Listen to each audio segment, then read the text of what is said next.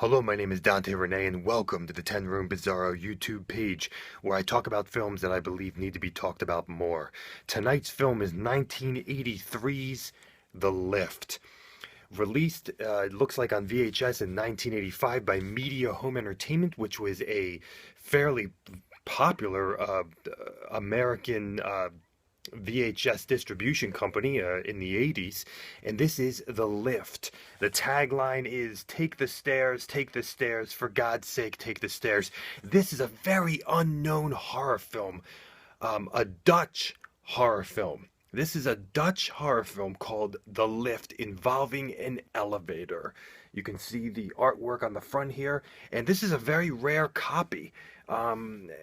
Sometimes you can find a kind of a rare copy on eBay for a very reasonable price. I picked this up for a very reasonable price about 2 years ago because it seems like it doesn't have a cult following. It seems like nobody knows what they have or what it is.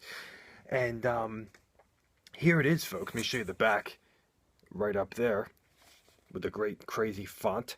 Okay, this is The Lift, a Dutch horror film involving an elevator. This was directed and written by Dick Maas. I believe this was his first film, and I believe he also did the score for the film. And later on, he did a remake of this film, of his own film. Let's get into this movie a little bit because this is quite a unique horror film.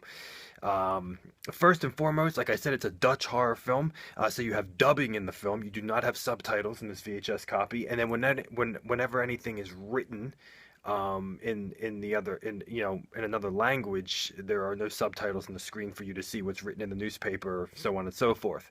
But it's not 100% necessary because you do have the dubbing in the film.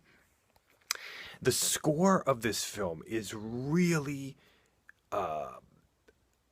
awesome, spacey, mysterious, dark, synthesized horror 80s moody music. Just a great score. At times it reminded me of John Harrison's work in Creepshow. At times it had a spacey feel to it, and it's dark, it's mysterious, it's moody, and it's late night. It gives you the feel of a late night 80s horror film, and it is just awesome. It pervades the entire film for the most part.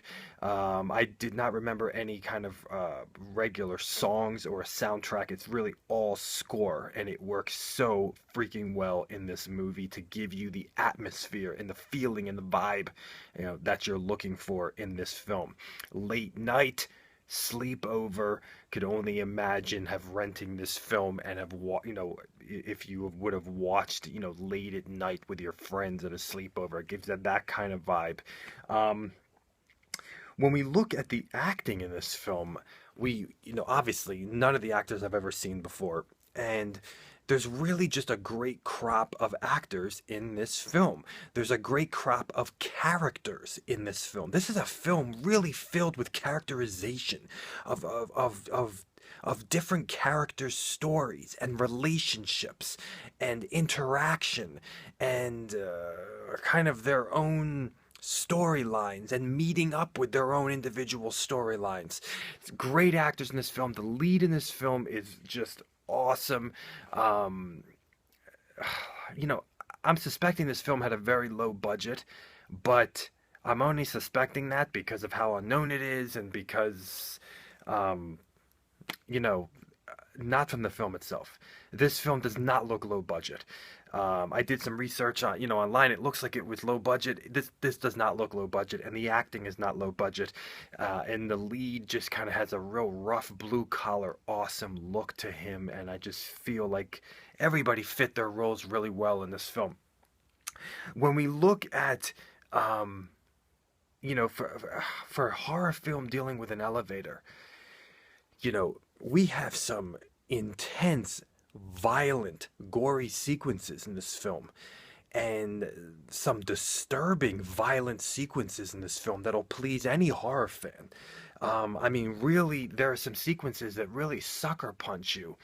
Um, with the movement of an elevator, is the way these scenes of violence move into the film, and they're pretty shocking. Actually, they're disturbing and they're shocking, and the way a fast elevator kind of moves down is how fast they happen, um, and even.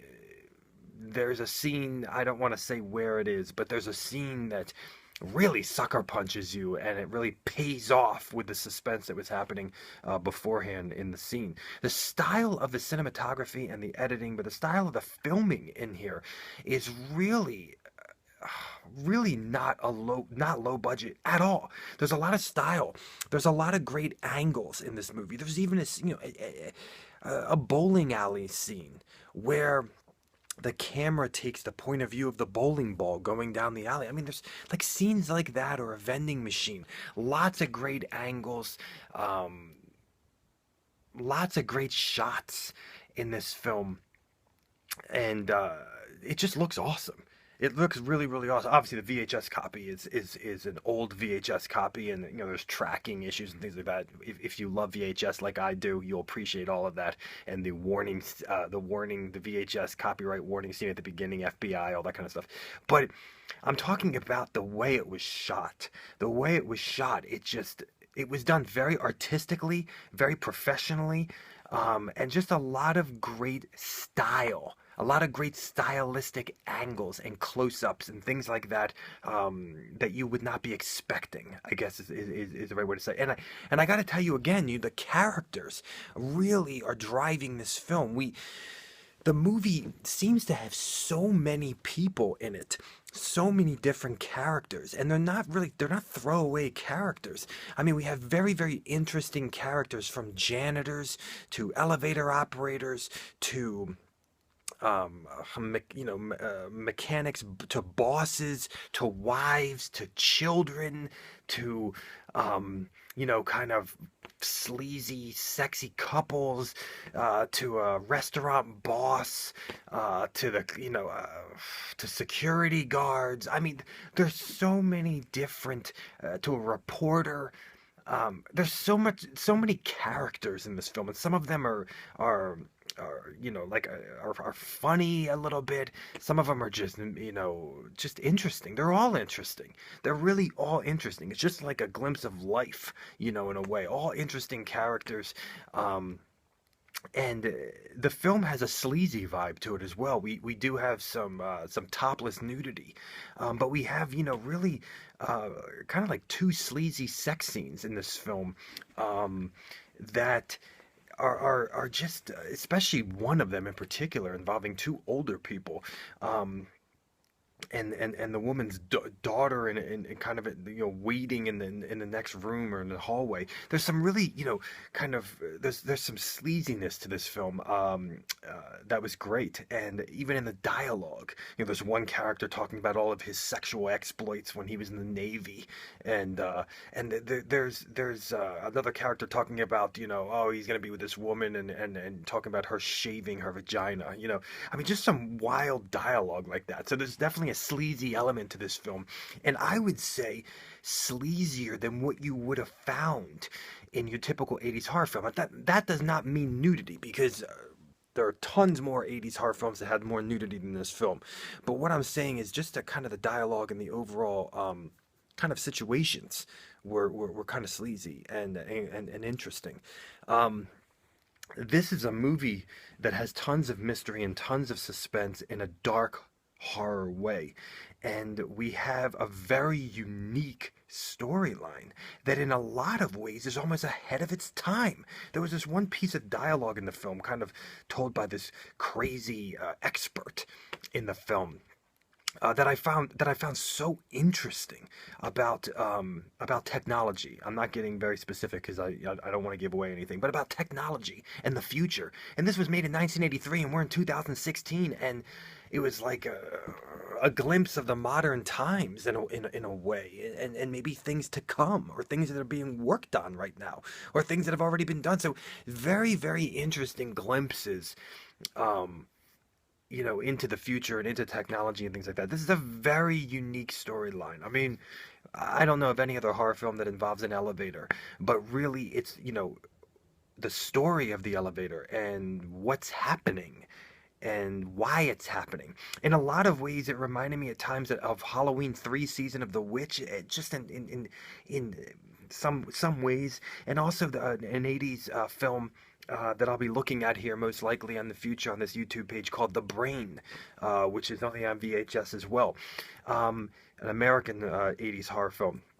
So there's really this is a very unique storyline to this film, and we basically have an elevator shaft where horrible things are happening, and the mechanics guy wants to kind of find out what's going on. I mean, in its simplest form, there's a lot of different side stories and uh, and like I said, the characters, themselves. There's a lot of things going on here, and that dark, mysterious, late night score is driving this film.